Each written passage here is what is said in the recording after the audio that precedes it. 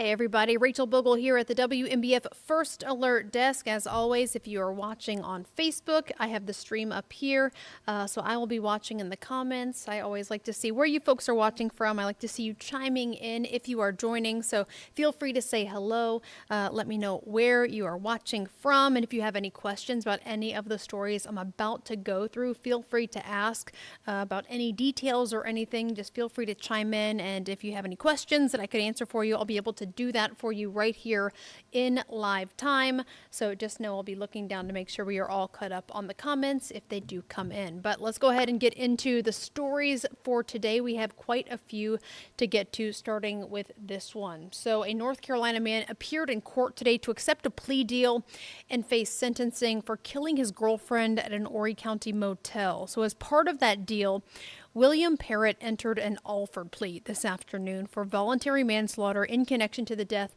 of 19-year-old Brooke Akins. That was back in November of 2023. Parrott was accused of shooting and killing Akins while the couple was staying at the Loris Motel right off Highway 701. So for reference, an Alford plea means Parrott did not actually admit guilt, but does admit there is enough evidence against him that had he gone to trial, a jury would likely convict him. And he was set to go to trial where he would have faced a murder charge this coming Monday, May 12th. But again, entering this plea deal, he also pleaded down to voluntary manslaughter instead. So a judge sentenced Parrott to 26 years in prison. He is required to serve at least 85% of that sentence. So we're talking about right around 22 years. Also, we have an update here on a story we first brought you last week here. This came in as breaking news just a little bit after 6 o'clock this evening. So the manhunt for a PD inmate accused of making a daring escape from custody, that has come to an end tonight above the state line. So the South Carolina Department of Corrections confirms authorities took 32-year-old Ulysses Connor Jr. into custody today. There's your proof right there on your screen. They took him into custody at a hotel near the Charlotte airport. So his arrest comes 5 days after he reportedly walked off the job at a Florence Bojangles restaurant where he had been working as part of his pre-release process. So they say he walked off while he was taking out the trash and just never came back. So records show he was serving a 10-year prison sentence for burglary in Orangeburg County, but now he is awaiting extradition back to South Carolina, where he will face inmate escape charges. We've also learned, though, his brother, Roland Miley, is also facing charges for allegedly helping him with that escape. All right, moving on here to this next story. Another one that we've been following very closely for you here, and we are getting new details now thanks to new documents our team obtained today. You're seeing some of that here on your screen. This is really shedding new light on the firing of a now former Horry County patrol sergeant. So separation paperwork that you're looking at, just some snippets of right here on your screen. This is from the South Carolina Criminal Justice Academy, stating the Horry County Police Department fired Paul Vescovi for violations of unlawful conduct and conduct unbecoming. The documents also state he violated Horry County government policy of conduct, which has a negative impact on the county or embarrasses the county, and that applies both on-duty and off-duty conduct. The documents reveal Vescovi is also under a pending criminal investigation, which you can see there in the blue rectangle on your screen, but where you can see there on the right side of your screen, no charges have been filed at this point.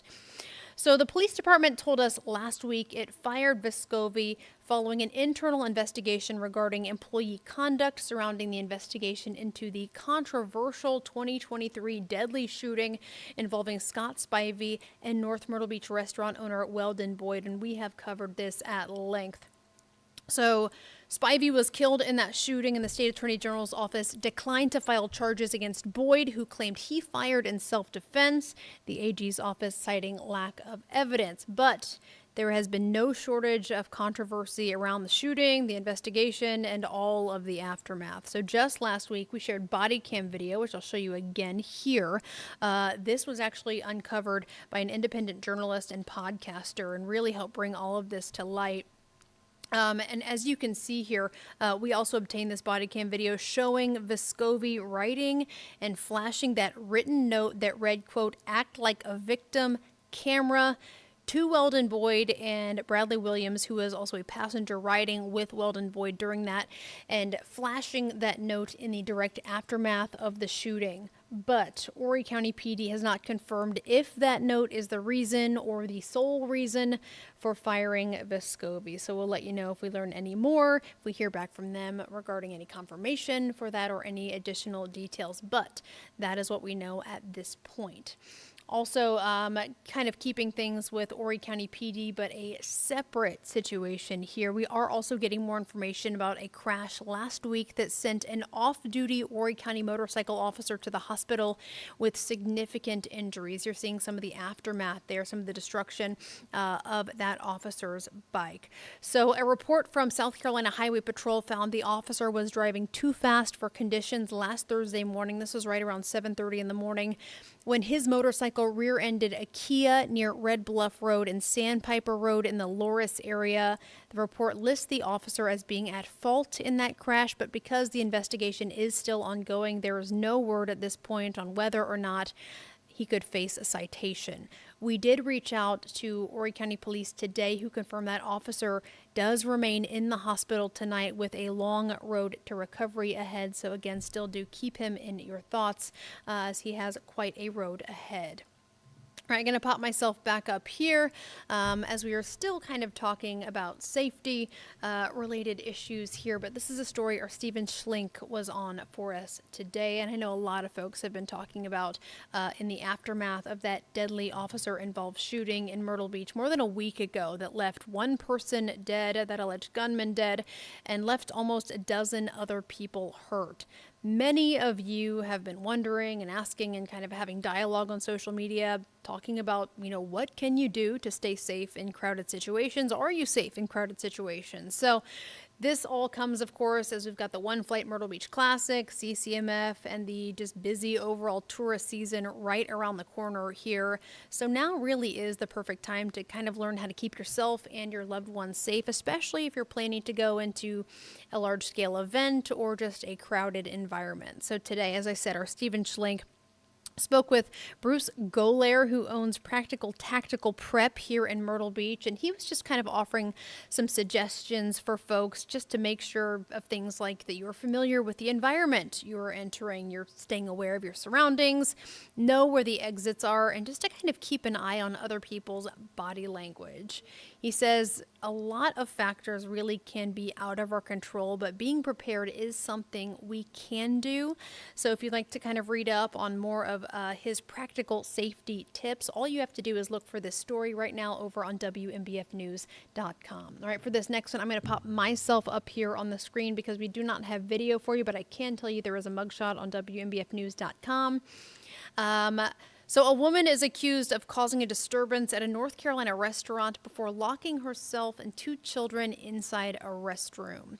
Laurinburg police arrested Cynthia Ferguson yesterday outside the Mi Casita Mexican restaurant, where investigators say she locked herself along with a 12-year-old and a 5-year-old in the women's restroom.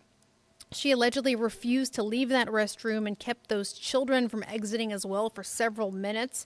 Documents show she is then accused of damaging a police cruiser while officers were trying to take her into custody. Records show Ferguson is now charged with 2 counts of kidnapping as well as resisting arrest. All right, so this next story here taking us further out into the PD, where a divide is emerging among some leaders as some want to change how City Council governs the city of Darlington. So a petition looking to change the city's government to a mayor-council form of government is garnering mixed reviews right now. So under this plan, the mayor would work directly with the city's administration.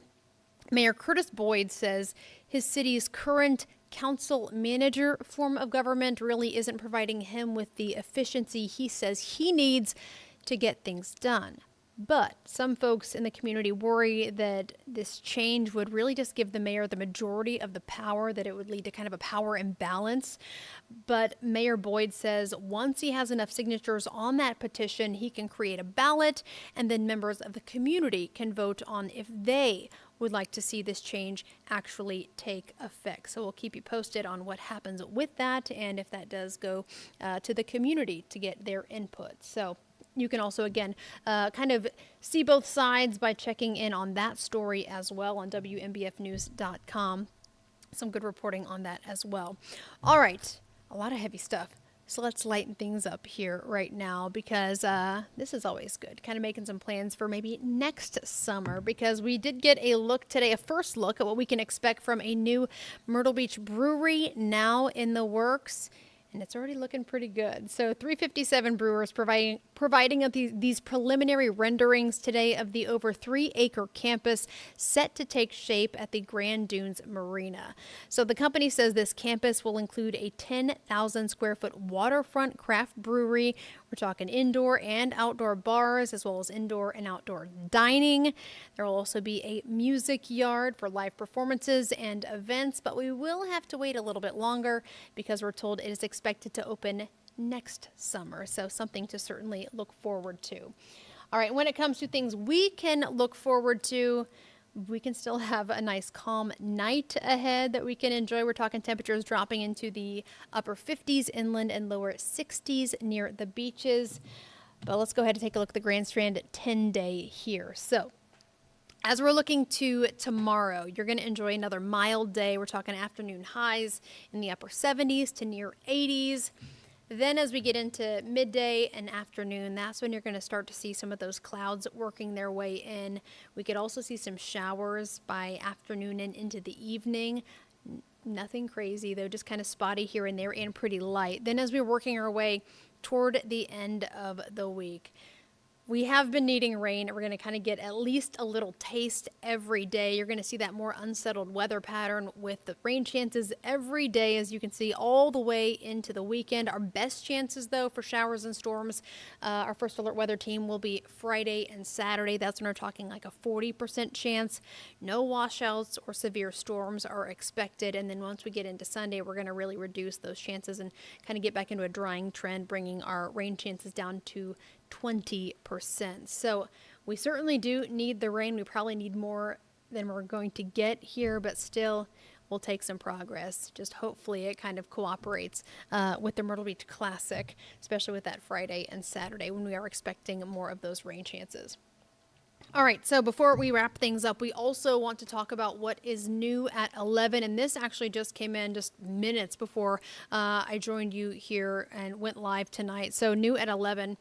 The Robeson County Sheriff's Office is asking for your help locating a suspect accused of committing just a number of quite disturbing sex crimes. So I am going to go ahead and bring up this picture. This is the photo they released there. Deputies say this man, 32-year-old Rolando Villaseñor Martinez, is wanted for first-degree statutory rape, incest with a minor, and felony child sexual abuse. Beyond that, we don't have any details. We don't have the warrants yet from the sheriff's office, but again, they are just asking for anyone's help. If you have any information or you know where he is, you are urged to reach out to the Robeson County Sheriff's Office as soon as possible so they can hopefully track him down and bring him into custody. So again, you can find all that information, get a second look here at his photo, and we're going to bring you any new updates if we get them once we join you a little bit later on tonight on WMBF News at 11. But for now, that'll do it for this update here from the WMBF First Alert Desk. Hopefully you're able to stay up a bit longer with us, but for now, hope you have a good rest of your night. See you back on air soon.